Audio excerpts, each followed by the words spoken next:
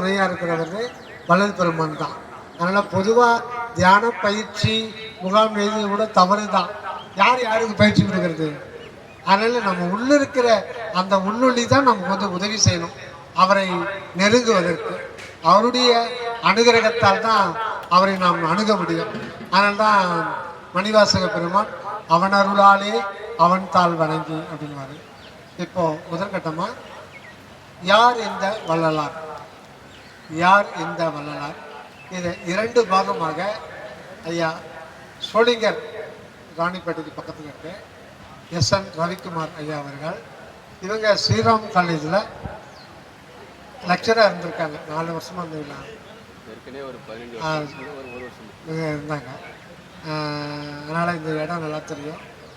வள்ளலாருடைய மார்க்கத்தில் சன்மார்க்கத்தில் 35 வருடங்களுக்கு மேலாக பயணித்து கொண்டிருக்கிறார்கள். திண்டுக்கல் சரவணந்த சுவாமியினுடைய சீடர் அவர்கள். இப்போ வந்து யார் இந்த வள்ளலார் 2ஆக பிரித்து முற்பகலில் ஒரு பாதையும் பிற்பகலில் ஒரு பாதையும் சொல்லுவாங்க. அதுக்கப்புறம் இன்னொரு டாபிக் என்னென்னா, ஒரு மனிதனுக்கு 3 உடம்பு இருக்கும். நமக்கு யாருக்கு தெரியுது? நம்ம கண்ணுக்கு தெரிஞ்சு தான் இந்த எடை போடுற மாமிச உடம்பு தான். இந்த எடை போடுற மாமிச உடம்பு இதுதான் நமக்கு தெரியுது. இதுக்கு அப்பால இன்னொரு உடம்பு இருக்கு, அதுக்கு அப்பால இன்னொரு உடம்பு இருக்கு. ஆக ஒரு மனிதன்னா 3 உடலை கொண்டு தான் ஒரு மனிதனாக பிறக்க முடியும். அது என்னென்ன உடல், அது எப்படி நம்ம உடம்புல இயங்குது, அதனுடைய விளக்கம்லாம் ஐயா சொல்லுவார். அதையும் 2ஆக பிரித்து சொல்லுவார். இப்போ யார் இந்த வள்ளலார் முதல் பகுதி சொற்பொழி செய்தருள்வார். அன்புடன் அழைக்கின்றோம். தயவு நாடு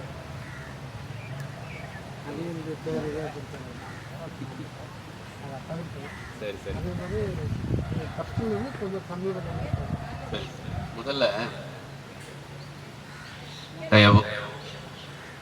அருட்பெரும் ஜோதி, அருட்பெரும் ஜோதி, தனிப்பெரும் கருணை, அருட்பெரும் ஜோதி.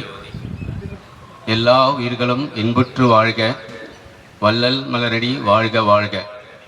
சர்க்குருநாதா சர்க்குருநாதா, சன்மார்க்க சங்கங்கள் தழைக்க அருள் தாதா.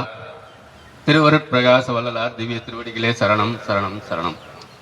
எல்லாம் செயல் கூடும் எண்ணானை அம்பலத்தே, எல்லாம் வல்லான் தனையே ஏத்து. இன்று வருமோ நாளைக்கே வருமோ, அல்லது மற்றென்று வருமோ அரியனின் கோவே.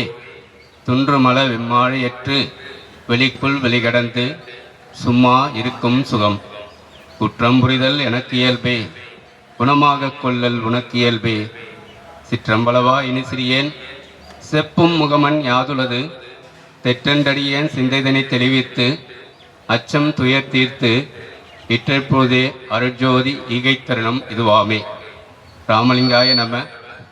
அன்பெனும் பிடியுள் அகப்படும் மலையே, அன்பெனும் குடில் புகும் அரசே, அன்பெனும் வளைகுட்படுபரம் பொருளே, அன்பெனும் கரத்தமர் அமுதே, அன்பெனும் கடத்துள் அடங்கிடும் கடலே, அன்பெனும் உயிர் ஒளிர் அறிவே, அன்பெனும் அணுவுள் அமைந்த பேரொளியே, அன்புருவாம் பரசிவமே.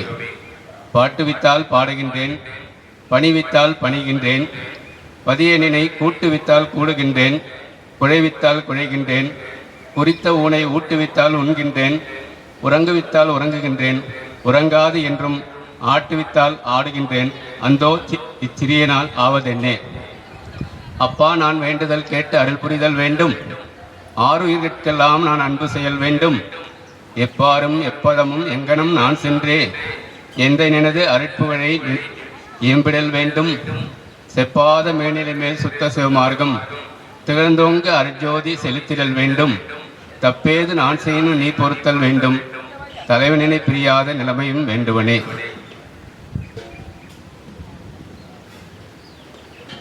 ஆன்மநேய ஒருமைப்பாட்டுரிமை உடைய பெரியோர்களே, தாய்மார்களே, மாணவ செல்வங்களே மற்றும் அனைவருக்கும் அடியேனின் இனிய காலை வணக்கத்தை தெரிவித்துக் கொண்டு,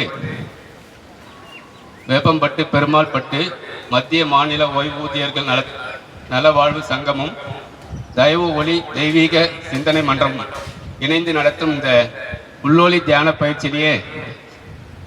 பயிற்சியில் என்னையும் ஒரு பொருட்டாக கொண்டு எனக்கு இந்த ஒரு வாய்ப்பை அளித்த அனைத்து பெரியோர்களுக்கும் ஆன்மநேக சகோதரர்களுக்கும் என்னுடைய நன்றியை தெரிவித்துக் கொள்கிறேன். அடியன் பெயர் ரவிக்குமார். நான் ராணிப்பேட்டை மாவட்டம் சோழிங்கிருந்து வந்திருக்கேன். சுமார் 30 ஆண்டுகளாக இந்த சன்மார்க்கத்திலே பயின்று வருகிறேன். சன்மார்க்க வாழ்வு முறையிலே பயின்று வருகிறேன். ஐயா சொல்ல வேண்டாம்னு சொன்னார் கோசல்ராமன் ஐயா. ஆனால் அது சொல்லாமல் இருக்க முடியாதுங்க. ஏன்னா நான் இந்த வல்லார் நெறிக்கு வரத்துக்கு சுத்த சன்மார்க்க நெறியை நான் வருவதற்கு காரணமாக இருந்தவர், எனக்கு வழிகாட்டியாக இருக்கிறவர், இருந்து கொண்டிருப்பவர் நமது கோசல்ராமன் ஐயா அவர்கள். அவரை நான் தொடர்பு கொள்ளவில்லை என்றால் எனக்கு இந்த மாதிரி ஒரு சன்மார்க்கத்தை பற்றி தெரிந்து கொள்ள ஒரு வாய்ப்பு ஏற்பட்டிருக்காது. அதாவது ஒரு 1994ஆம் ஆண்டு சுமார் 31 ஆண்டுகளுக்கு முன்னாடி திண்டுக்கல்லிலே ஒரு தொழிற்சாலையை பணிபுரிவதற்காக தான் நமது கோசல்ராமன் ஐயா அவர்கள் என்னை அழைத்தார்கள். அவர் அங்கே பணிபுரிந்து கொண்டிருந்தார்கள். அவருடைய அழைப்பின் பேரில் அங்கே சென்றேன். அந்த தொழிற்சாலையை நானும் பணிபுரிந்தேன். அப்படி பணிபுரிந்த காலத்திலே எனக்கு சன்மார்க்கத்தை பற்றி ஒன்றும் தெரியாது. ஆரம்பத்தில் சன்மார்க்கத்தை பற்றி தெரியாது, ஆனால் பொதுவாக ஆன்மீகத்தை பற்றி தெரியும். சுமார் ஒரு 18 வயதிலிருந்தே ஆன்மீக தொடர்பு ஏற்பட்டது. வேதாந்தங்களை பற்றி பெரிய புராணம் மற்றும் ராமகிருஷ்ண பரமஹம்சருடைய அமுத மொழிகள், விவேகானந்தருடைய கொள்கை எல்லாம் ஓரளவு மனதிலே ஊன்றியிருந்தது. அப்போ ஓரளவுக்கு சைவ நெறியை நம்ம பின்பற்றணுன்ற ஒரு எண்ணமும் எனக்கு இருந்தது. ஓரளவுக்கு சைவ நெறி என் தனிப்பட்ட முறையில் சைவ நெறியில் பின்பற்ற வேண்டிய பின்பற்றி கொண்டு தான் வாழ்ந்து வந்தேன். ஆனாலும் சில கால இடைவெளியில் என்னாச்சுன்னா எனக்கு அந்த அசைவ உணவு சாப்பிட்ற பழக்கம் ஏற்பட்டது. ஒரு 19-20 வயசில், ஒரு 21 வயசில் நான் திண்டுக்கல் போயிருந்தேன். அப்போ தான் ஐயாவுடைய தொடர்பு மூலமாக தான் திண்டுக்கல் தயாநிதி சுவாமி சரவணனுடைய தொடர்பு. அவர் யார் என்று எனக்கு தெரியாது. வழக்கமாக நானும் அவரும் அந்த இருசக்கர வாகனத்தில் எங்களுடைய தொழிற்சாலையிலேருந்து வீட்டுக்கு வர்றது பழக்கம். மதிய சாப்பாட்டுக்காக வழக்கமாக வருவோம். ஆனால் ஒரு நாள் திடீர்னு என்ன பண்ணாருன்னா வேறு வழியாக போயிட்டு அவர் ஒரு வீட்டுக்குள்ளே போனார். வீட்டில் போயிட்டு அங்கே ஒரு பெரியவர் இருந்தார். அவர் காலில் இவர் காலில் ஆசீர்வாதம் வாங்கினார். அது இல்லாமல் நிறைய பேர் அவர் கூட பேசிட்டு இருந்தாங்க, ஆசீர்வாதம் வாங்கிட்டு இருந்தாங்க. சரி, அவர் காலில் விழும்போது எனக்கு அவர் படிப்பில் சீனியர். அதனால் அவர் விழும்போது நம்ம எப்படி காலில் விழாமல் இருக்கிறதுக்காக என்பதற்காக நானும் அவருடைய காலில் விழுந்து வணங்கின பிறகு வணங்கிட்டு கொஞ்ச நேரம் அங்கே இருந்துட்டு வெளியே வந்துட்டோம். வெளியே வந்த பிறகு தான் நான் அவர் யாருங்க ஐயா அப்படின்னா கேட்கும்போது அப்போ சொன்னார், இவர் சுவாமி சரவணானந்தா அவர்கள் வள்ளல் பெருமானுடைய நெறியில் ரொம்ப தீவிரமாக வள்ளல் பெருமானுடைய கருத்துக்கள்லாம் ரொம்ப தீவிரமாக பரப்பிட்டு வர்றாரு. அருட்பாவுக்கு விளக்க உரைகள்லாம் எழுதியிருக்காரு அப்படின்னு சொல்லிட்டு அவரை பற்றி சொன்னார். இந்த நிகழ்ச்சி நடந்த ஒரு வாரத்தில் அப்போது நான் சுவாமிகளை ஆசீர்வாதம் வாங்கும் போதும் கோசல்ராமன் ஐயா கூட பேசிட்டு இருக்கும்போது நான் அசைவ உணவு பழக்கத்தில் தான் இருந்தேன். இந்த நிகழ்ச்சி நடந்த ஒரு வாரத்தில் பார்த்தீங்கன்னா அந்த அசைவ உணவு சாப்பிட்டு கொண்டிருந்த அந்த நேரத்தில் எனக்குள்ள ஒரு அருவருப்பு எண்ணம் தோணுச்சு. ஏன் இதை சாப்பிடணும்னு அந்த வினாடியிலேருந்து அந்த நொடியிலேருந்து நான் அந்த பழக்கத்தை விட்டுட்டேன். அதாவது அசைவ உணவு உண்ணும் பழக்கத்தை விட்டுட்டு சைவ நெறிக்கு அன்றையிலேருந்து இது நடந்தது 1994ஆம் ஆண்டு. அன்றைய நாளிலிருந்து இன்றைய வரைக்கும் நம்ம எங்கள் குடும்பத்திலேயே சன்மார்க்க நெறியில் சைவ நெறியில் பின்பற்றி வரோம். ஏன் சொல்கிறோன்னா, இப்போ சுவாமிகளை தரிசிக்கவில்லை என்றால் ஏற்கனவே எனக்கு இருந்தது, விட்ட குறை இருந்தது. ஆனாலும் அவரை தரிசித்த பிறகுதான் அவருடைய அதாவது பார்த்தீங்கன்னா நயன தீட்சை என்று சொல்வார்கள். சிலர் தொட்டு ஆசி பண்ணுவாங்க, தொட்டு தீட்சை கொடுப்பாங்க. சுவாமிகளுடைய அருட்பார்வை என் மீது பட்டது. அவருடைய காலில் நான் விழுந்து வணங்கின அந்த தனத்திலிருந்து என்னுடைய மனசில் ஒரு எண்ணம் தோன்றி அன்றிலிருந்து நம்ம அதாவது அவருடைய நயன தீட்சையினாலே பார்வையாலே ஒருத்தரை திருத்தக்கூடிய ஆற்றல் சுவாமிகளுக்கு இருந்திருக்கிறது. வள்ளல் பெருமான் காலத்தில் சொல்லுவாங்க. இப்போ வள்ளல் பெருமானுடைய வாழ்க்கை வரலாறு தெரிஞ்சுக்கிட்டு அவருடைய ஆற்றலை பற்றி நம்ம அதுக்கு பிறகு நம்ம தெரிஞ்சுக்கலாம். ஆகவே இப்போது யார் இந்த வள்ளலார்? வள்ளலாரின் தயவு வாழ்க்கை வரலாறும் அவர் பெற்ற முடிவான சித்தியான முத்தேக சித்தியை பற்றி நம்ம இப்போது பார்க்கலாம்.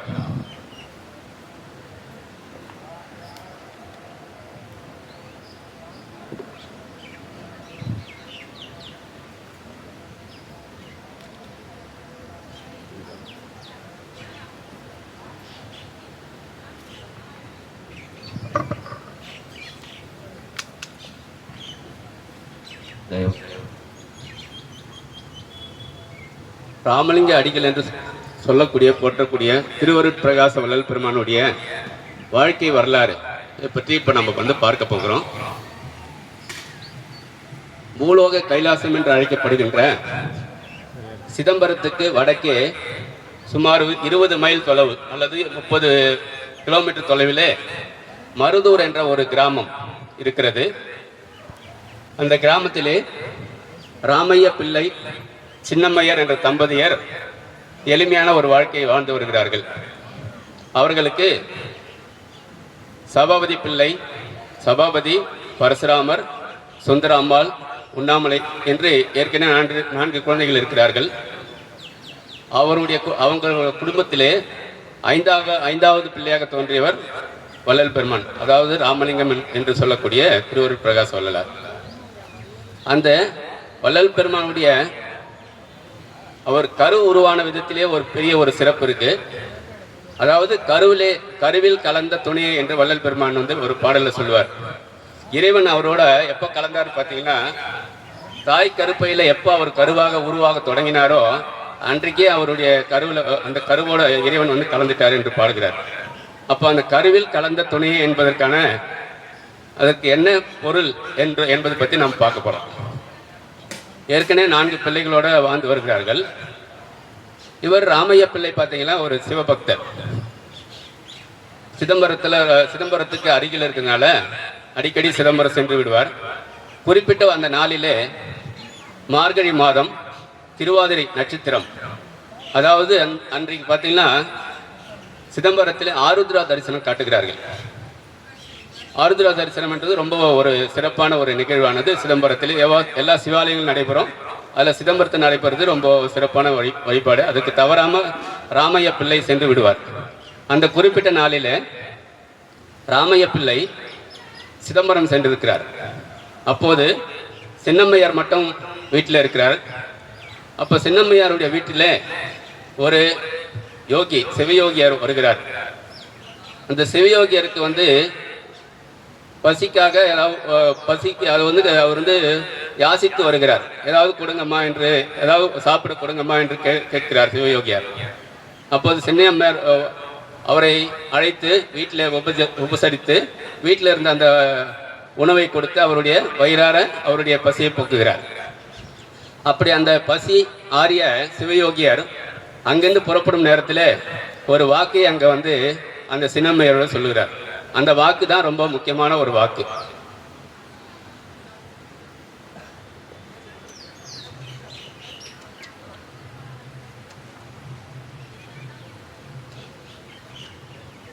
இந்த சிவயோகியர் அருளிய வாக்கு என்னன்னு பார்த்தீங்கன்னா, அன்புடைய அம்மா, உலகமெல்லாம் போற்றும் அழிவற்ற சுத்த சன்மார்க்கத்தை வழங்கும் ஓர் உத்தம புதல்வனை நீ பெறுவாயாக என்பது அந்த வாக்கு. இந்த வாக்குடைய சிறப்பு என்னவென்று பார்த்தீங்கன்னா, அந்த வாக்கு வெளியான அடுத்த கணம் முதலே சின்னம்மையரின் மணி வயிற்றிலே ஒரு கரு உருவாக தொடங்கி வளர ஆரம்பித்தது. அது எப்படி ஒரு வாக்கின் மூலமாக கரு உருவாகும் என்பது நம்ம வந்து சாதாரண அறிவுக்கு எட்டாத ஒரு விஷயமா இருக்கிறது.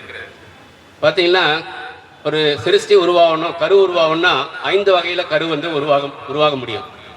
அணுபட்சம் என்பது சாதாரண தாயும் தந்தையும் சத்தம் ஒன்றாக சேர்ந்து உருவாவது அணுபட்சம்.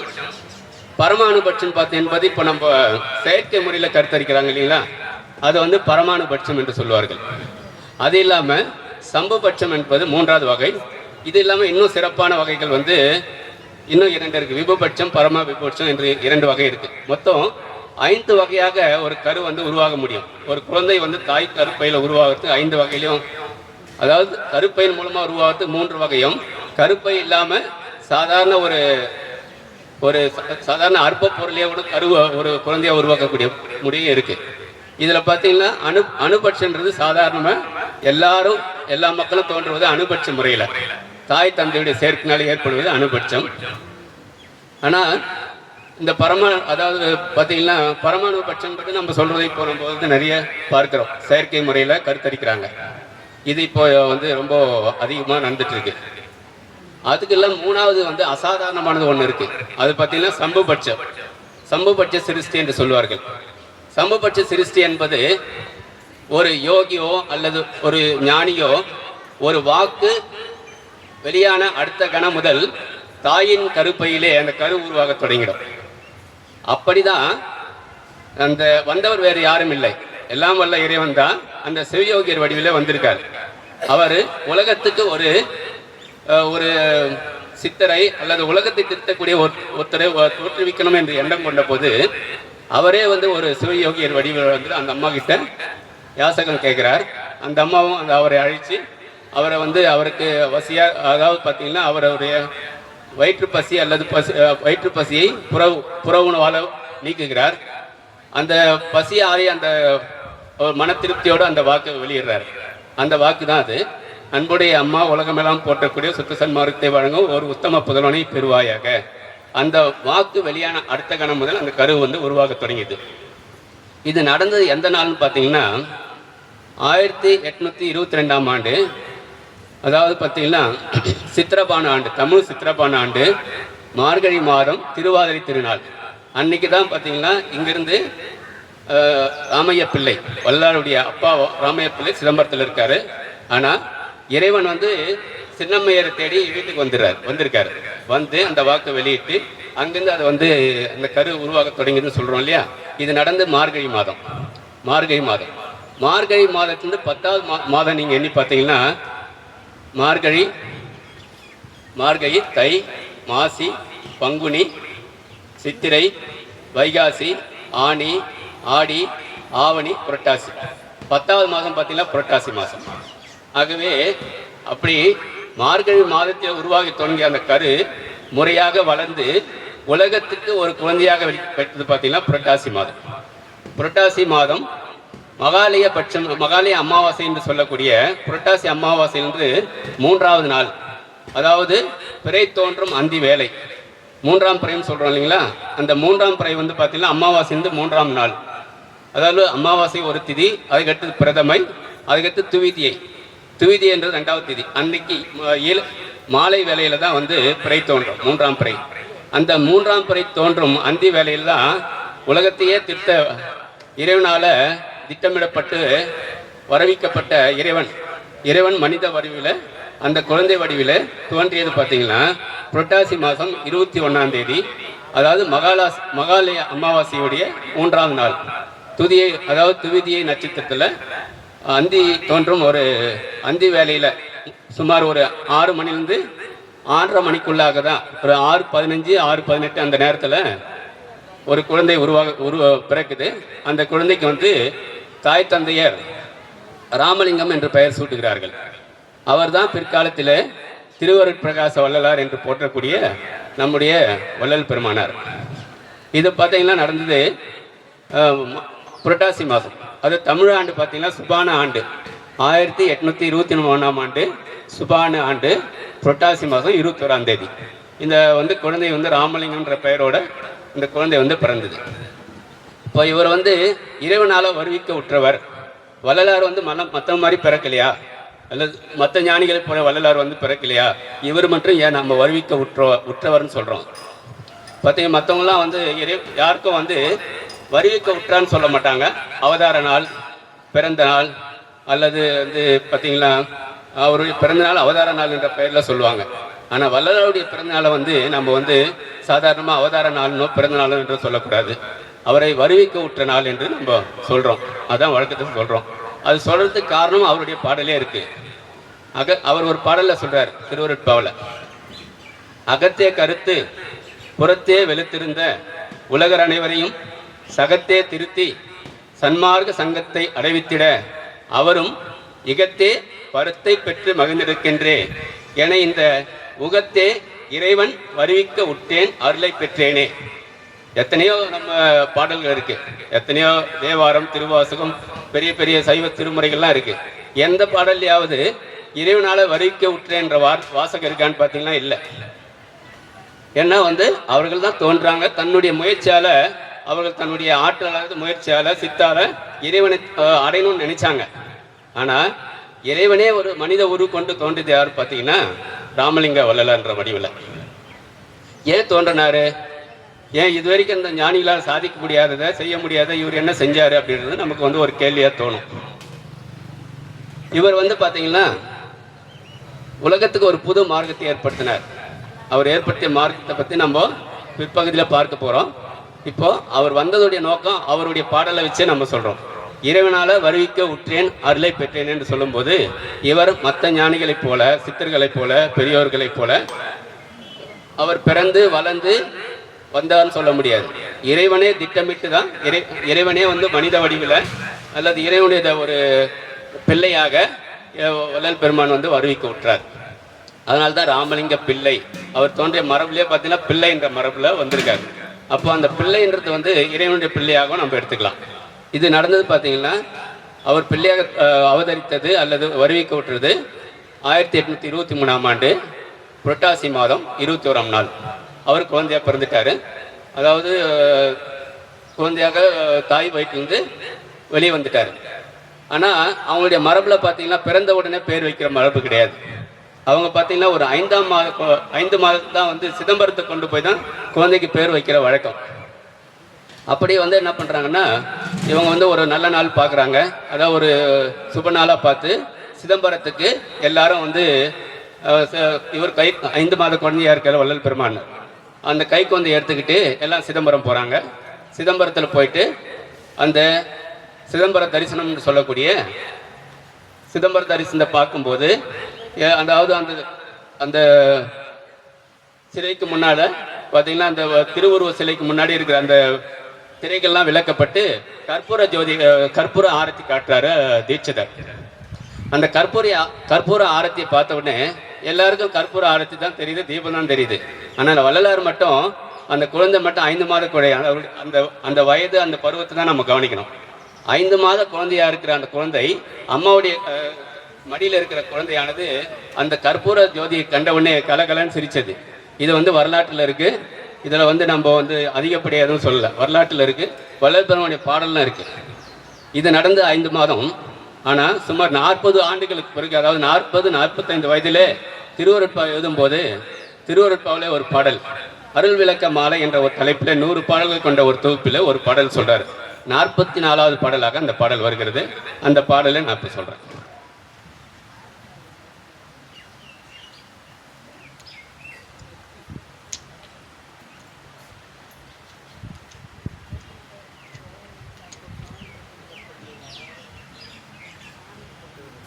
அருள் விளக்க மாலை 44வது பாடல்ல தாய் முதலாரோடு சிறு பருவத்தில் தில்லை தலத்திடையே திரை தூக்கி தரிசித்த போது வேய் வகை மேல் காட்டாதே எந்தனக்கே எல்லாம் வெளியாக காட்டி என் மெய் உருவாம் பொருளே என்று அந்த பாடல் தொடங்குகிறது. அதாவது 5 மாத குழந்தையா இருக்கும்போது நடந்த நிகழ்வை அவரால் 40-45 வயதில் கொண்டு வர முடியுது. கொண்டு வர முன்னா அது எல்லாமே அவருடைய ஆன்மாவில் உள்ளத்தில் பதிவாயிருந்தனால அவர் அந்த 45 வயதில் அதை பாடலாக பாடுறாரு. என்ன சொல்றாருன்னா, தாய் தந்தையோட நம்ம வந்து தில்லை தலத்திடையே திரை தூக்கி அந்த முன்னாடி தொங்குற அந்த திரை, அந்த திருவுருவச்சிலைக்கு முன்னாடி தொங்குற அந்த திரையை விளக்கும் போது தரிசித்த போது வேய் வகை மேல் காட்டாதே எந்தனக்கே எல்லாம் வெளியாக காட்டிய என் மெய் உறவாம் பொருளே. வேய் வகை என்றால் மறைப்பு, அதாவது மூடி வைச்சல். ஒருத்தர் வந்து இன்னொருத்தர் பார்க்கக்கூடாதுன்னு நம்ம மூடி வைக்கிறது பேர் வேய். அப்படிலாம் இல்லாமல் எனக்கு இறைவன் வந்து என்ன பண்ணுறாரு, வெளியாகிய காட்டி என் மெய்யுறவாம் பொருளே என்று இந்த பாடலில் 5 மாத குழந்தையாக இருந்தபோது அவருக்கு நடந்த அந்த அனுபவத்தை 45 வயதில் அவர் வந்து ஒரு பாடலாக வடித்திருக்காரு. அப்போது அதுலேருந்து வந்து நமக்கு அவருடைய அப்போ 5 மாத குழந்தையாக இருக்கும்போது அவருக்கு ஏற்பட்ட அனுபவத்தை நம்மளால் வந்து உலகுக்கு அது வந்து தெரிந்து கொள்ள முடியுது. அவர் பாடலையும் பதிவு பண்ணியிருக்காரு. அவருடைய வாழ்க்கை வரலாற்றுலையும், ஒருவேளை வாழ்க்கை வரலாறு எழுதுறவங்க இந்த பாடலை ஆதாரமாக வச்சு கூட எழுதியிருக்கலாம். அதனால பார்த்தீங்கன்னா அதுக்கு எல்லாமே அருட்பாவில் ஆதாரம் இருக்கு. ஆனால் 5 மாத குழந்தையாங்கிற அப்போ அந்த சிதம்பரத்தை அப்பையே தீட்சர் என்பவர் அந்த ராமையா பிள்ளையும் சின்னம்மையாரை பார்த்து, அம்மா இந்த குழந்தை வந்து உங்களுடைய குழந்தை இல்லை, தெய்வ குழந்தை அப்படின்னு சொல்லிட்டு அவங்க தாய் தந்தையும் இந்த குழந்தையை தன்னுடைய வீட்டுக்கு அழைத்து சென்று விருந்து உபசரிச்சிருக்கார் அப்பையே தீட்சிதர் என்ற அந்த சிதம்பர தீட்சிதர். அப்போது ஆனால் இது அப்போது இந்த நிகழ்ச்சி பார்த்தீங்கன்னா அவருக்கு தாய் தந்தையருக்கு மிகப்பெரிய ஒரு மகிழ்வாக அமைஞ்சது. ஆனால் இந்த மகிழ்ச்சி ரொம்ப நாள் நிலைக்கல. அப்புறம் ஒரு மாதத்திலே பார்த்தீங்கன்னா அவர் தந்தை ராமையா பிள்ளை மூப்பின் காரணமாக வயது காரணமாக மூப்பின் காரணமாக காலம் தவறுகிறார்.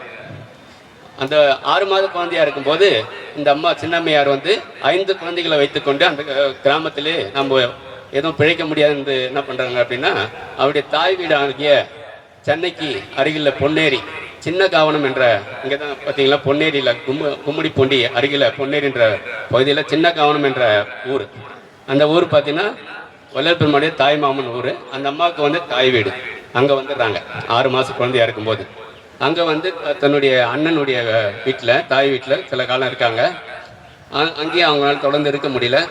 சில ஏதோ குடும்ப பிரச்சனை காரணமாக சென்னைக்கு 7 கிணறு பகுதி இப்போ சொல்கிறோம் இல்லைங்களா, ஸ்டான்லின் மெடிக்கல் காலேஜ் பின்பக்கம் 7 கிணறு 7 மில்ஸ் ஒரு பகுதி, அந்த பகுதிக்கு வந்துடுறாங்க. அவர் 2 வயது குழந்தையாக இருக்கும்போது இங்கே வந்துடுறாங்க. அங்கேருந்து அவர் என்ன பண்ணுறாரு, அவர் ராமையா பிள்ளை அவருடைய அண்ணன் தான் சபாபதி பிள்ளையுடைய அரவணைப்பில் அவர் வளர்ந்து வர்றாரு. சபாபதி பிள்ளை என்ன பண்ணார், பெரிய புராண சொற்பொழிவுலாம் செய்வார். ஒவ்வொரு பெரிய பெரிய செல்வந்தர்கள் வீட்டுக்கெல்லாம் சென்று பெரிய புராணம் இந்த மாதிரி சைவ புராண சொற்பொழிவுலாம் செய்வார். அது மூலமாக வர வருமானத்தை வச்சு குடும்பத்தை காப்பாற்றி வர்றாரு. வழக்கமாக செல்கிற போரர் பார்த்தீங்கன்னா ஒரு நாள் திடீரென்று அந்த சபாபதி பிள்ளை அவர்களுக்கு உடல் நலம் குன்றி விடுகிறது. அவரால் அன்னைக்கு போகவே முடியாதுன்ற ஒரு சூழ்நிலை. அப்போ என்ன பண்ணுறதுன்னு புரியல. அப்போ ஆனால் வள்ளல் பெருமானுடைய அன்னியார் சபாபதி பிள்ளையருடைய மனைவி அவர்கள் வள்ளல் பெருமானுடைய ஆற்றலை அறிந்தவர். இவர் அப்போவே பார்த்தீங்கன்னா கந்தக்கோட்டம் இப்போ சொல்லக்கூடிய அப்போ கந்தசாமி கோயில் என்று சொல்லுவார்கள், இப்போ கந்தக்கோட்டம் என்று சொல்லக்கூடிய பகுதியிலே பார்த்தீங்கன்னா முருகப்பெருமானை ஒரு 5 வயது இருக்கும்போது நடந்தே சென்று தரிசித்து வர்றது வழக்கம். அதனால் இவருடைய ஆற்றலை அவருடைய அன்னியார் உணர்ந்திருந்தாங்க. ஆனால் அண்ணன் உணரலை. அப்போ என்ன சொன்னாங்க, அன்னியார் உங்களுக்கு தான் உடம்பு முடியலையே, இன்னைக்கு ஒன்றா தம்பியை அனுப்பலாமே, போயிட்டு வரட்டுமே, போயிட்டு ஏதாவது 4 பாடல் படிச்சுட்டு வரட்டுமே அப்படின்னு சொல்கிறாங்க. அவர் அண்ணன் ஏற்றுக்கல. அவர் என்ன இந்த வயசில் அவனால் என்ன செய்ய முடியும், என்ன பாட முடியும், என்ன சொல்ல முடியும்னு சொல்லிட்டு அவரை மறுக்கிறார். இருந்தாலும் சரி, வேறு வழி இல்லாதனால அவராலையும் முடியல, வேறு வழி இல்லை, சரி போங்க, ஏதோ நீ சொல்லலேன்றதுக்காக நான் அனுப்புகிறேன், நீ போயிட்டு ஒரு 4 பாடல் பாடிட்டு அண்ணனுக்கு உடம்பு சரியில்லைன்னு சொல்லிட்டு வந்துரு, அந்த சோமு செட்டியார்ன்ற அவருடைய வீட்டில் இந்த மாதிரி சொல்லிட்டு வந்துருன்னு சொல்லிட்டு சொல்லி அனுப்புகிறார். இவர் ஒரு 5-6 வயது குழந்தை அவருடைய அந்த சோமு செட்டியார் வீட்டுக்கு செல்கிறார். சென்று உடனே அவர் ஒரு ஆச்சரியத்தில் கேட்குறார், சோமு செட்டியார் அண்ணன் வரலையே அப்படின்னும் போது, அண்ணனுக்கு உடல்நலம் சரியில்லை, என்ன தான் ஒரு 4 பாடல் படிச்சுட்டு வர சொல்லியிருக்காரு அப்படின்னு சொல்லிட்டு போயிட்டு இவர் இதே மாதிரி அமர்றாரு. எல்லாம் எதிர்க்க மக்கள் உட்காந்து அவர் சொற்பொழிவாக காத்திருக்காங்க. அப்போ அவர் உட்காந்து முதல்ல ஒரு பாடல் பாடுறார். பெரிய புராணத்தில் வரக்கூடிய உலகலாம் உணர்ந்து ஓதற்கரியவன் நிலவுலாகிய நீர்மலி வேணியன் அழகில் ஜோதியன் அம்பலத்தாடுவான் மலர் சிலம்படி வாழ்த்தி வணங்குவோமே என்ற அந்த பாடல் இறைவணக்கம். இந்த பாடலை பாடிட்டு அதுக்குரிய விளக்கம் சொல்ல ஆரம்பிக்கிறார். உலகு என்ற அந்த ஒரு சொல்லுக்கு மட்டும் விளக்கம் சொல்லி முடிக்கிறதுக்கு சுமார் 2 மணி நேரம் ஆகிறது. ஒரே ஒரு வார்த்தை உலகு என்ற, உலகம்னா எத்தனை உலகு இருக்குன்னு சொல்றாரு. ஏன்னா இந்த வசன பாகத்தில் திருவருட்பாவில் வசன பாகத்தில் உலகு என்ற சொல்லுக்கு நிறைய பொருள் இருக்கு, இன்னும் விரிச்சா இன்னும் அதிகமாகிட்டே போதும், இதோடு நிறுத்திக்கிறேன்னு சொல்லிட்டு உலகு என்ற சொல்லுக்கு விளக்கம் கொடுத்திருப்பார் வள்ளல் பெருமானார். அப்போ அந்த உலகு என்ற சொல்லுக்கு எத்தனை உலகம் இருக்குன்றதை விளக்குறாரு. அதுவே 2 மணி நேரம் ஆகிறது. அப்போ அந்த ஒரு பாடலை முடிக்கிறதுக்குள்ள இரவு 12 மணி ஆயிடுது. அதாவது ஈவினிங்கில் சாயந்தரம் பொழுதில் தொடங்குறாரு, 6 மணி இருக்கும், அது முடியறதுக்கு 12 மணி ஆயிடுது. இதுக்கு பிறகு இன்னும் நம்ம இதோட நான் நிறுத்திக்கிறேன், இன்னும் விரித்து சொல்லலாம், இதோட நிறுத்திக்கிறேன்னு சொல்லிட்டு நிறுத்திடுறாரு. ஆனால் அங்கிருந்து அவர் சொற்பொழிவு கேட்டவருக்கு யாரும் கொஞ்சம் கூட அப்படி இப்படி அசையலை.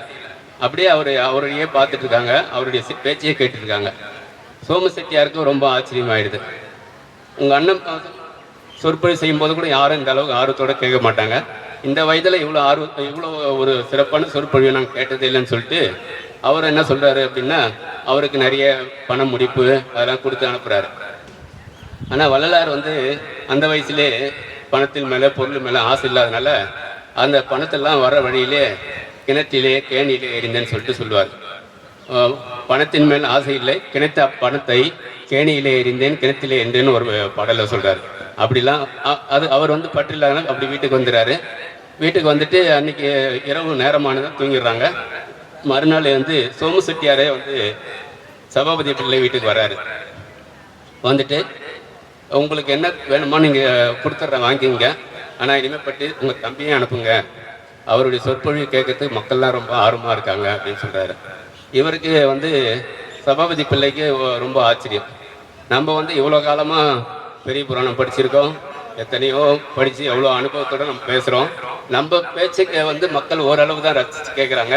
இவன் எந்த எந்த புத்தகத்தில் படித்தான்னு தெரியல, எப்படி இவனுக்கு வந்து இவ்வளோ அறிவு வந்ததுன்னு சொல்லிட்டு அவர் ஆச்சரியப்படுறாரு.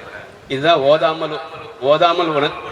ஓதாமல் உணர்ந்த எந்தனுக்கு ஆதாரமாகிய அருட்பெரும் ஜோதி என்று ஒரு அருட்பெரும் ஜோதி அகொள்ள பாடுவார். இந்த கல்வி வந்து புறத்திலிருந்து நம்ம படிப்பது படிப்பு, அதாவது புத்தகத்திலே ஏட்டிலே இருந்து நம்ம மனதில் பதிவு வச்சுக்கிறது படிப்பு. கல்வி என்பது உள்ளத்தில் இருக்கிற உண்மையை வந்து தோண்டி கண்டுபிடிப்பது கல்வி. கல்வி என்பது வேறு, படிப்பு என்பது வேறு. இப்போ வள்ளல் பெருமானும் ஓதாமல் உணர்ந்தவர். ஓதாமல் உணர்ந்திட எந்தனுக்கே ஆதாரமாகி அருட்பெரும் ஜோதி என்று சொல்லுறார். ஆகவே இந்த கல்வியை வந்து புறத்திலிருந்து நம்ம படித்து மனசில் பதிவு வைக்கிறது இல்லை, நம்ம உள்ளத்திலே இருக்கிற அந்த உண்மையை நம்ம அறிந்து கொள்வது கல்வி என்று ஒரு விளக்கத்தை வந்து அந்த விளக்கத்தை வந்து நம்ம தெரிஞ்சுக்க வேண்டியதாக இருக்குது. கல்வி என்பது வேறு, படிப்பு என்பது வேறுன்ற ஒரு விளக்கத்தை நம்ம தெரிஞ்சுக்க வேண்டியதாக இருக்குது. இது நடக்குது. இப்படியே சில காலம் வந்து அப்புறம் வந்து என்ன பண்ணுறாரு சபாபதி பிள்ளை, சரி இவர் என்ன ஏதோ ஒரு குருட்டாம்போக்கம் ஏதோ சொல்லி வந்திருப்பார், அவர் வந்து முறையாக நம்ம ஒரு பள்ளிக்கூடத்தில் சேர்த்தோம்னா இவர் என்ன செய்வார், முறையாக படித்து இன்னும் அதிகமான நிறைய வந்து அந்த அறிவை வளர்த்துக்கிட்டு சொற்பொழிவு செய்யறதுக்கு நல்லா இருக்குமே அப்படின்றத தன்னுடைய அவர் படித்த ஆசிரியர்கிட்ட அழைச்சிட்டு போறார். சபாபதி முதலியார் என்று காஞ்சிபுரம் வித்வான் சபாபதி முதலியார் என்ற ஒரு பெரிய வித்வான் கிட்ட இவர் அழைச்சிட்டு போறாரு. அழைச்சிட்டு போயிட்டு தான், ஐயா எனக்கு சொல்லி கொடுத்த மாதிரி என் தம்பிக்கும் சொல்லி கொடுங்க, இவன் சரியா பள்ளிக்கு செல்றதில்லை, கோயில் குளனே சுற்றிட்டு இருக்கான் அப்படின்னு சொல்றாரு. சரி, அவரை கூப்பிட்டு இவரை வந்து இவரை வந்து அவர் குருகுல கல்வியில் சேர்த்துக்கிறாரு. சேர்த்துட்டு இவருக்கு பாடம் சொல்ல ஆரம்பிக்கிறாரு. ஆனால் இப்போ இந்த நேரத்தில் ஒரு நிகழ்ச்சி சொல்லுவாங்க, அதாவது அவர் எல்லாருக்கும் இந்த அவையார் ராஜ்யத்தோடு சொல்லி கொண்டிருந்தார், ஓதாமல் ஒரு நாளும் இருக்க வேண்டாம், ஒருவரையும் பொல்லாங்கு சொல்ல வேண்டாம் என்ற பாடலை. அதில் பார்த்தீங்கன்னா வேண்டாம் வேண்டாம் வேண்டாம்னு அந்த வாசகங்கள் வரும். ஆனால் அந்த நேரத்தில் வள்ளல் பெருமான் என்ன கேட்டாருன்னா, ஏன் வேண்டாம்னு சொல்லணும், வேண்டும் சொல்லிட்டு நம்ம எதையும் வந்து நேர்மறையாக பாசிட்டிவாக கேட்க முடியாதா, வேண்டாம் வேண்டாம் நம்ம வந்து எதிர்மறை தான் சொல்லணுமா அப்படின்னு கேட்கும்போது அப்போ தான் வள்ளல் பெருமான் பாடினதாக அவர் வரலாற்றில் பதிவு செஞ்சுருக்காங்க. ஒருமையுடன் நினது திருமலரடி நினைக்கின்ற உத்தமத்தம் உறவு வேண்டும், உள்ளொன்று வைத்து புறமொன்று பேசுவார் உறவு களவாமை வேண்டும், பெருமை பெரு நினது புகழ் பேசவே வேண்டும், பொய்மை பேசாதிருக்க வேண்டும், மறுவு பெண் ஆசையை மறக்கவே வேண்டும், உன்னை மறவாதிருக்க வேண்டும், மதி வேண்டும், நின் கருணை நிதி வேண்டும், நோயற்ற வாழ்வில் நான் வாழ வேண்டும், தர்மமுகு சென்னையில் கந்த கோட்டத்துள் வளர் தலமோங்கு கந்தவேலே தன்முக துய்யமுனி சண்முக தெய்வமணியே தன்முக தெய்வமணியே என்று அந்த பாடல் வந்து பாடுவார். இது தெய்வமணி மாலை என்று கந்தக்கோட்டை முருகரை சிறப்பித்து பாடிய ஒரு 32 பாடல் என்று நினைக்கிறேன். 32 பாடலில் ஒரு பாடலாக இந்த ஒருமையுடன் இணைந்து திருமலை நினைக்கின்ற உத்தமர்த்தம் உறவு வேண்டும் இந்த பாடலிலும் பெற்றிருக்கிறது. ஆகவே எதிலுமே வந்து ஒரு எதிர்மறை இருக்கக்கூடாது, வேண்டாம்னு சொல்லக்கூடாது, பாடலில் கூட வேண்டாம்னு வரக்கூடாது என்று எதிலுமே ஒரு நேர்மறை சிந்தனை ஒரு பாசிட்டிவ் ஆட்டிடியூட்னு சொல்லக்கூடிய நேர்மறை சிந்தனை கொண்டவராக தான் வள்ளல் பெருமான் வந்து விளங்கியிருக்காரு. இப்படியே காலம் போயிட்டுருக்கு. இவர் என்ன செய்கிறார் அப்படின்னு பார்த்தீங்கன்னா, அங்கேருந்து ஏழுக்கிணறு பகுதியிலேருந்து திருவொற்றியூருக்கும் பக்கத்தில் திருவொற்றியூர் தியாகராச பெருமானையும் வடிவடை அம்மனையும் தரிசித்து வருவது வழக்கம். அப்படி கோயிலுக்கு போயிட்டாருன்னா அவருக்கு நேரம் போகிறதே தெரியாது. இரவு சில நேரத்தில் வந்து ரொம்ப தாமதமாக வருவார். இவர் மேலே ரொம்ப அன்பு கொண்டவங்க அண்ணி தான். அண்ணியை வந்து இந்த நேரத்தில் நம்ம எழுப்பி தொந்தரவு செய்யணும். சில நேரத்தில் என்ன பண்ணுவார்னு திண்ணிலே படுத்துருவார். அப்படி இருக்கிற ஒரு நாள் வந்து இவருடைய பசியை பொறுக்க முடியாமல் இறைவியே, அதாவது அருள் அன்னையே அவருடைய அந்நியார் வடிவில் வந்து இவருக்கு உணவளித்திருக்காருன்ற ஒரு வரலாறும் அவருடைய பாடலையும் பதிவு பண்ணியிருக்காரு. அதாவது திருவொற்றியூர் போயிட்டு இவர் வந்து இரவு நேரமான வந்து படுத்துறாரு. அப்புறம் உள்ளேருந்து ஒருத்தர் அவங்க அண்ணி வெளியே வராங்க. வெளியே வந்துட்டு என்ன தம்பி எப்போ வந்த ஏன் உள்ளே வரல படுத்துட்டு இருக்கே அப்படின்னு சொல்லிட்டு உடனே அவங்க வந்து ஒரு வட்டிலில் சாப்பாடு எடுத்துகிட்டு வராங்க. இவரும் அதை வாங்கி அந்த அதாவது அரை தூக்கத்திலே எழுந்துக்கிறாரு. எழுந்து அதை சாப்பிட்றாரு. உடனே என்ன பண்ணுது, கையை வந்து கழுவிட்டு மறுபடியும் அங்கேயே படுத்துட்டாரு. இன்னும் கொஞ்ச நேரத்தை பார்த்தீங்கன்னா மறுபடியும் அண்ணி வெளியே வராங்க. அண்ணி வெளியே வரும்போது கேட்குறாங்க, என்ன தம்பி எப்போ வந்து படுத்த ஏன் உள்ளே வரலன்னு கேட்குறாங்க. இவரும் என்ன சொல்கிறாருன்னா, இப்போ தானே அண்ணி வந்தீங்க சாப்பாடு கொடுத்துட்டு போனீங்க அப்படின்னும் போது, இல்லையே நான் இப்போ தானே எழுந்து வரேன்னு சொன்ன பிறகு தான் அவருக்கு வந்து புரியுது. சரி, இது வந்து இறைவி ஆகிய வடிவடி அம்மன் இறைவி ஆகிய ஒரு திருச்செயல். அதாவது இவருடைய பசியை பொறுக்க முடியாமல் இறைவியே அந்த அந்நியார் வடிவில் வந்து உணவு கொடுத்துருக்காங்கன்றது அவருடைய பாடலே, அதுவும் அருள் விளக்க மாலை பாடலே பதிவு பண்ணியிருக்காரு. ஆகவே அதாவது ஒருத்தர் வந்து இந்த உயிர் விளக்கம் சொல்லக்கூடிய மற்றவங்களுக்கு பசியை போக்கக்கூடிய ஒரு புண்ணிய செயலை செய்தாங்களாம், அவங்களுக்கு எப்பவுமே வந்து சோற்றுக்கு பஞ்சம் ஏற்படன்றது தான் இதன் மூலமாக நம்ம தெரிஞ்சுக்கலாம். இவர் எவ்வளோ புண்ணியம் செஞ்சிருந்தா இறைவனே இவருடைய பசியை பொறுக்க முடியாமல் வந்திருப்பார் அப்படின்னு இதன் மூலமாக நமக்கு என்ன தெரியுது அப்படின்னா, நம்ம இயன்ற அளவில் பிறருடைய பசியை போக்கக்கூடிய அந்த ஜீவகாருண்ய பணியை, உயிர் விளக்க பணியை, அன்னதானி பணியை செய்யும் போது எந்த காலத்திலையும் ஒருத்தருக்கு வந்து சாப்பாட்டுக்கு பஞ்சம் ஏற்படாது, நமக்கு குடும்பத்துக்கும் அந்த சாப்பாட்டுக்கு பஞ்சம் ஏற்படாது மூலமாக அந்த ஒரு கருத்து இது மூலமாக நம்ம தெரிஞ்சுக்கலாம். ஆகவே இப்படி அவர் காலம் போயிட்டுருக்கு. அவர் பார்த்தீங்கன்னா இன்னும் சில அங்கே இருக்கும்போது சில அற்புதங்கள்லாம் நடந்திருக்கு. தோப்பாசாமி என்று ஒருத்தர் இருக்கார். அவர் பார்த்தீங்கன்னா அந்த பகுதியில் போகிறவங்களாம் வந்து யாரையும் வந்து மனிதர்னு சொல்ல மாட்டார். ஒரு ஆடு போகுது, பூனை போகிறது, நாய் போகிறது, நரி போகிறது அப்படின்னு சொல்லிட்டு இருப்பார். அவர் பார்த்தீங்கன்னா உடம்புல எந்த துணியும் இருக்காது. திகம்பர சாமியார், ஆடையற்ற ஒரு மனிதர். ஆனால் அவர் வந்து அவருக்கு வந்து அந்த வெட்கம் கிடையாது. ஏன்னா அவர் யாரையும் மனிதனாக மதிக்கிறது இல்லை. மனிதனாக இருந்தால் நம்ம அவங்கள பார்த்து நம்ம வந்து வெட்கப்படணும். அவர் யாரையும் மனிதனாக நினைக்கிறது இல்லை. ஆனால் வந்து ஒரு நாள் வழக்கத்து மரமாக வள்ளல் பெருமான் என்ன பண்ணுவாருன்னா, நடந்தே போகும்போது வேற ஒரு வழியாக போவார். அந்த ஒரு குறிப்பிட்ட நாளில் மட்டும் இந்த தோபா சாமிகள்ன்ற அந்த ஆடை அணியாத அந்த சுவாமிகள் போகிற அந்த இருக்கிற அந்த இருப்பிட வழியாக அவர் வராரு. இவரை ஏதாவது திருத்தி இவரை வந்து, ஏன்னா இவருக்கு மற்றவங்கள பற்றி தெரியும், ஆனால் மற்றவங்களுக்கு இவரை பற்றி தெரியாது இல்லையா. மற்றவங்க இவரை வந்து தப்பாக நினைப்பாங்க, இல்லை இவரை பற்றி இவர் மேலே ஒரு தவறான அபிப்பிராயம் கொண்டு இருப்பாங்க. இவரை திருத்தணும் அல்லது அவரை வந்து இந்த பகுதியில் இருக்க வேணாம்னு சொல்கிறதுக்காகவே வள்ளலார் என்ன பண்ணுறாரு, அந்த பக்கம் வர்றாரு. அந்த பக்கம் வர்றதை பார்த்துட்டு இந்த திகம்பர சாமியார் என்ன பண்ணுறாருன்னா, எழுந்து போய் தன்னுடைய மானத்தை மறைச்சிக்கிறார். இப்போதான் ஒரு உத்தம மனிதர் போகிறார். இது வரைக்கும் போனவங்க யாரும் அவருக்கு வந்து மனிதராக தெரியல. ஆடா தெரிஞ்சது, நாயா தெரிஞ்சது, பூனையா நரியா மாடா தெரிஞ்சதை தவிர யாருக்குமே யாரையும் வந்து அவர் மனிதராக தெரியல. ஆனால் வள்ளல் பெருமான் அந்த வழியை வந்தவொடனே என்ன பண்ணுறாருன்னா, ஓடி போய் மறைஞ்சிக்கிறார். அப்போ என்ன அர்த்தம், இவர் மட்டும்தான் மனிதர். இப்போ மனிதனுன்றா மனித வடிவில் இருந்தால் கூட மனிதனாக வாழணும் அப்படின்னா அதுக்குன்னு சில பண்புகள் வேணும். அந்த பண்புகள் அடிப்படை என்னன்னா அன்பு. அன்புடையவரெல்லாம் சன்மார்க்க சங்கத்தை சார்ந்தவர் என்று சொல்வார். அந்த அன்பு என்பது எப்படி வரும் நமக்கு, பிற உயிர்களை தன்னுயிர் போல என்றது தான் அன்பு, உண்மையான அன்பு. அதுக்கு திருக்குறள் நிறைய பாடல் சொல்கிறார். திருக்குறளில் 133 அதிகாரங்கள் கொண்ட திருக்குறளில் பார்த்தீங்கன்னா 2 அதிகாரங்கள். ஒன்று புலால் மறுத்தல், 10 பாடல் வச்சிருக்காரு, 10 குறள்கள். அதே பார்த்தீங்கன்னா கொல்லாமை என்ற அதிகாரத்தில் 10 குறள். இதெல்லாம் பார்த்தீங்கன்னா நமக்கு வந்து அதாவது திருக்குறள் என்ன, நமக்கு மனிதனை மனிதனாக வாழ வழிகாட்டுறது திருக்குறள். அதில் இந்த கொல்லாமையும் புலால் மறுக்கின்ற அதிகாரம் 2 சொல்கிறார். இந்த கொல்லாமை என்ற அதிகாரத்தில் ஒரு பாடல் வரும், பகுத்துண்டு பல்லுயிர் ஓம்புதல் நூலோர் தொகுத்தவற்றுள் எல்லாம் தலை. இதுக்கு சாதாரண பொருள் என்ன சொல்லுவோம், நமக்கு கிடைச்ச அந்த ஒரு உணவை சாப்பாடை மற்றவங்களுக்கு கொடுத்துட்டு சாப்பிட்ணும். இதுதான் நம்ம தெரிஞ்சிருக்கிற விளக்கம். இது தவிர வேற ஏதாவது இந்த குறளுக்கு விளக்கம் சொல்ல முடியுமா? இல்லைங்களா? மறுபடியும் நான் சொல்கிறேன் பாருங்க. பகுத்துண்டு பல்லுயிர் ஓம்புதல் நூலோர் தொகுத்தவற்றுள் எல்லாம் தலை. பெரிய பெரிய உரையாசிரியர்கள்லாம் பகுத்துண்டுக்கு வந்து என்ன பண்ணியிருக்காங்க, பகிர்ந்துண்டுன்னு நினச்சிட்டு எழுதியிருக்காங்க, விளக்கம் சொல்லியிருக்காங்க.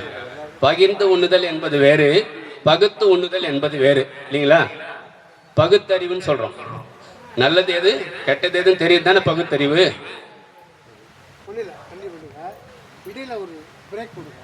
பிரேக் ஒரு 10 நிமிஷம் கொடுங்க. எப்போ எப்போ நீ எப்போனாலும் கொடுங்க. இப்போ கூட பிரேக் வந்து கட் பண்ணி சொல்லுங்க. சரி சார், கட் பண்ணிட்டு கொஞ்சம் இடையில இன்னும் 10 நிமிஷம். சிரிப்பு காட்டுங்க. சரி சார், ஒரு 5 நிமிஷம். சரிங்களா? பொதுவாக பகிர்ந்துண்டு என்பது தான் மற்றவங்களுக்கு நமக்கு கிடைச்சிருக்க உணவு வந்து மற்றவங்களுக்கு கொடுத்து சாப்பிட்றது வந்து பகிர்ந்து உண்ணுதல். ஆனால் இங்கே பார்த்தீங்கன்னா பகுத்துண்டு தான் சொல்கிறார். அது கூட அதிகாரம் பார்த்தீங்கன்னா இதில் வந்து அறம்ன்ற தலைப்பில் வைக்கல, மற்ற அதிகாரத்தில் வைக்கல, கொல்லாமன்ற அதிகாரத்தில் வச்சிருக்காரு. அப்போ இதுக்கு என்ன உண்மையான பொருள்? மனிதன் ஆறறிவு படைத்தவன் தன்னுடைய அறிவால் பகுத்து பார்க்கணும். எதை சாப்பிட்டா உடலுக்கு நல்லது, எதை சாப்பிட்டால் நம்ம உணர்வுக்கு நல்லது, எதை சாப்பிட்டால் உலகத்துக்கு நல்லது என்று நம்ம பகுத்து பார்க்கணும். அப்படி பகுத்து பார்த்தால் நாம், அதாவது மனிதர்கள் பிற உயிர்களை கொன்று உண்ண மாட்டார்கள். அப்போ அதன் மூலமாக பல உயிர்கள் வந்து ஓம்பப்படும், வளர்க்கப்படும். அதான் பகுத்துண்டு பல்லுயிர் ஓம்புதல் நூலோர் தொகுத்தவற்றுள் எல்லாம் தலை. அப்போ இதோட உண்மையான பொருள்னா பார்த்தீங்கன்னா, மனிதன் அசைவ உணவாகிய விலங்குகளையும் மற்ற உயிர்களையும் கொன்று அதனுடைய புலாலை எடுத்துக்கொள்ளக்கூடாதுன்றதுதான் இதோடைய உண்மையான பொருள். ஆனால் இதுவரையில் யாரும் இந்த விளக்கத்தை சொல்லலை.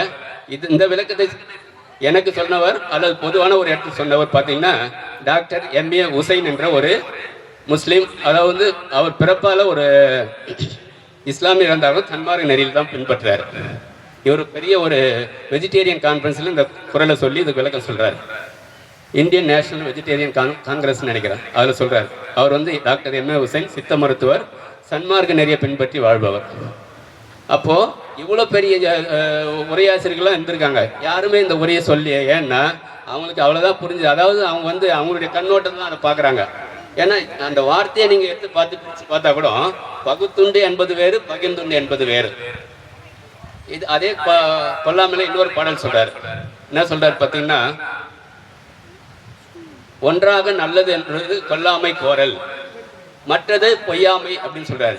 ஒன்று உலகத்துக்கு நல்லதுன்னு நம்ம ஏதாவது சொல்றோம்னா கொல்லாமையை நம்ம கடைபிடிக்கிறது, அதுக்கடுத்து தான் பொய்யாமை. பொய் கூறாமை என்பது அதுக்கு அடுத்தபடி.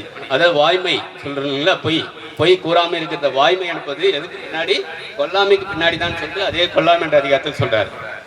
ஆகவே கொல்லாமை என்பது ஒவ்வொருவரும் அவசியம் கடைபிடிக்க வேண்டிய ஒரு ஒழுக்கம். அதுதான் வந்து அன்பு ஒழுக்கம் கருணைன்னு சொல்லு வள்ளல் பெருமான் ஜீவகாருண்ய ஒழுக்கம்னு சொல்றாரு. அதே குறளில் பார்த்தீங்கன்னா திருக்குறளில் புலால் மறுத்துன்ற அதிகாரம் 10, புலால் மறுத்தில் 10 பாடல் வச்சிருக்காரு. அதில் என்ன சொல்றாரு? கொல்லான் புலாலை மறுத்தானை கைகூப்பி எல்லா உயிரும் தொழும் சொல்றாரு. ஒருவன் வந்து கொல்லாமை கடைபிடிச்சா எல்லா உயிரும் அவரை கைகூப்பி தொழும் சொல்றாரு. அப்புறம் பார்த்தீங்கன்னா, தன்னூன் பெருக்கற்கு தான் பிரித ஊன் உண்பான் எங்கனம் ஆளும் அருள். அதுதான் ரொம்ப எளிமையாக இங்கே வச்சிருக்காரு பாருங்க. உயிர்களை பதைக்க துடிக்க ரத்தம் சிந்த என்று அலற கொண்டு தின்றால் கடவுளின் அருள் எப்படி கிடைக்கும் அப்படின்றதான் அந்த குறளுடைய பொருள். தன்னூன் பெருக்கற்கு தான் பிரித ஊன் உண்பான் எங்கனம் ஆளும் அருள். ஒரு உயிரை கொண்டு அந்த புலாலை ஏற்றுக்கிட்டு கடவுள்கிட்ட போய் இதை செய் அதை செய்யணும் ஏற்றுப்பாரா? ஏன்னா அந்த அந்த அந்த உயிர் யாரு? கடவுளுடைய குழந்தை. ஒரு குழந்தையை கொன்று சாப்பிட்டு விட்டு மற்றொரு குழந்தை போய் எனக்கு அருள் கொடு என்றால் எப்படி கிடைக்கும்? அதான் தன்னூன் பெருக்கற்கு தான் பிரித ஊன் உண்பான் எங்கனம் ஆளும் அருள்னு சொல்றார். அப்புறம் பார்த்தீங்கன்னா, நம்ம கோயிலில் போயிட்டு அதாவது கும்பாபிஷேகம் செய்கிறோம், யாகம் செய்கிறோம், எல்லாம் ஒரு அந்த காலத்து அசுமேத யாகம் தான் பெரிய பெரிய யாகம்லாம் செஞ்சுருக்காங்க. அதை பற்றியும் வந்து திருக்குறளில் அதே அதிகாரத்தில் சொல்கிறார். அவி சொரிந்து 1000 வேட்டலின் ஒன்றன் உயிர் செகுத்து உண்ணாமை நன்று. 1000 பொருளை நெய் மற்ற விலை உயர்ந்த பொருட்களை நீங்கள் தீயில போட்டு வேள்வி செய்வதை விட ஒரு உயிரை கொன்று அந்த புலாலை உண்ணாமல் இருந்தால் அதனால் கிடைக்கிற பலன் வந்து ரொம்ப அதிகம். அதான் சொல்றாரு, அவி சொரிந்து 1000 வேட்டலின் ஒன்றன் உயிர் செகுத்து உண்ணாமை நன்று. இது வந்து 2000 ஆண்டுகளுக்கு முன்னாடி நம்முடைய தமிழ் வேதமாகிய குறளே நமது மறைன்னு சொல்லி சைவ சித்தாந்தல் சொல்லுவாங்க. நம்முடைய தமிழுடைய உண்மையான மறை வேதம் எதுன்னு பார்த்தீங்கன்னா திருக்குறள். அந்த நம்முடைய மறையில் வேதத்திலே என்ன சொல்லப்பட்டிருக்கு? புலால் மறுத்தலும் கொல்லாமே ரொம்ப ஒரு முக்கியத்துவமாக நம்ம சொல்லப்பட்டிருக்கு. அது இல்லாமல் அதுலேருந்து ஒரு 1000 ஆண்டுகள் கடந்து சென்றீங்கன்னா திருமந்திரம் எழுதப்பட்டிருக்கு. திருமந்திரம் சைவ திருமுறையில் மிக சிறந்ததாக போற்றப்படுகிறது. சாத்திரத்துக்கு திருமந்திரத்தையும் தோத்திரத்துக்கு திருவாசகத்தையும் நீங்கள் ஊன்றி கவனிங்கள்னு வள்ளல் பெருமாள் சொல்வார். சாத்திரத்தில் சிறந்தது திருமந்திரம், தோத்திரத்தில் சிறந்தது திருவாசகம். அதில் என்ன சொல்றாரு, அதிலே புலால் மருத்துவன்ற ஒரு அதிகாரம் வச்சிருக்காரு. அந்த புலால் மருத்துவன்ற அதிகாரத்தில் திருமூலர் என்ன சொல்றாரு பார்த்தீங்கன்னா, பொல்லா புலாலை நுகரும் புலையரை எல்லாரும் காண ஏமந்தன் தூதவர்கள் செல்லாக பற்றி தீவாய் நரகத்தில் மல்லாக்கு தள்ளி மறித்து வைப்பாரே. இந்த புலால் என்பது ரொம்ப பொல்லாத ஒரு விஷயம். இந்த பொல்லா புலாலை நுகரும் புலையரை எடுத்துக்கொள்ளக்கூடிய அவர் என்ன சொல்றாருன்னா, அந்த மனிதரை மனிதராகவே சொல்லலை. இதை திருமந்தத்தில் இருக்கிறத நம்ம சொல்றோமே தவிர தனிப்பட்ட கருத்தோ நம்முடைய தனிப்பட்ட ஒரு விஷயமோ கிடையாது. திருமந்தத்தில் சொல்லப்பட்டு தான் சொல்றோம். அவர் அதை சொல்வதற்கு எனக்கு என்ன தகுதி இருக்குன்னு பார்த்தீங்கன்னா, எனக்கு தகுதி இருக்குன்னு சொல்ல முடியாது. ஏன்னா அந்த அளவு நம்ம அனுபவமோ அந்த அளவு அறிவோ கிடையாது. திருமந்தத்தில் மிக சிறந்த சாத்திரமாக சொல்லப்பட்டிருக்க திருமந்தத்தில் சொல்லப்பட்டிருக்க ஒரு பாடல், பொல்லா புலாலை நுகரும் புலையரை எல்லாரும் காண ஏமந்த தூதுவர்கள் யம தூதுவர்கள் என்ன செய்வாங்க, மல்லாக்கு தள்ளி மறித்து வைப்பாரே. எங்க அந்த நரகம் சொல்லக்கூடிய பகுதியில் பார்த்தீங்கன்னா அவர்களை மல்லாக்கு தள்ளி அவங்கள கொண்டுவார்கள் என்று திருமந்திரம் சொல்லப்பட்டிருக்கு. இதெல்லாம் நம்ம வழி வழியாக நம்ம தமிழ் மரபில் இருந்துட்டு இருக்கு. ஆனாலும் இதை வலியுறுத்தி சொல்வதற்கோ இல்லை எடுத்து சொல்வதற்கோ யாரும் பெருமையான பெரியவர்கள் என்று சொல்லிக் கொள்றவங்க யாரும் இதை பெருமையாக வலியுறுத்தி சொல்றதில்லை. சொன்னால் அது மக்கள் மனதில் போகும். அதனால மக்கள் தன்னை மாற்றிக்கொள்வன் தான் மனிதன். மற்ற 5 உயிர்கள் தன் இயல்பு போல வாடும், தன்னை மாற்றிக்கொள்ள முடியாது. ஆனால் மனிதனுக்கு 6வது அறிவை பயன்படுத்தி கொண்டு அவன் நல்லது எது கெட்டது எது இன்பம் எது துன்பம் எது எல்லாம் தெரிந்து கொண்டு மனிதன் தன்னை மாற்றிக்கொள்ள வேண்டும். மற்றபடி பிறந்தோம் வாழ்ந்தோம் நம்ம இறந்தோம் என்றால் 5 ஜீவர்கள் ஆகிய இளங்களுக்கும் 6 படித்த நமக்கு வித்தியாசம் இல்லை. அதனால நம்ம பிறந்ததை பகுத்து பார்த்து நம்ம வாழ்க்கை முறையை எது சரி எது தவறு என்று நம்ம உணர்ந்து கொண்டு அந்த சரியான வரைக்கும் நம்ம தெரிந்தது தான் உண்மையான நம்முடைய பகுத்தறிவுடைய பலனாக இருக்கும் என்று சொல்லிக்கொண்டு மீதி அடுத்த பகுதியிலே நம்ம பார்க்கலாம். நன்றி.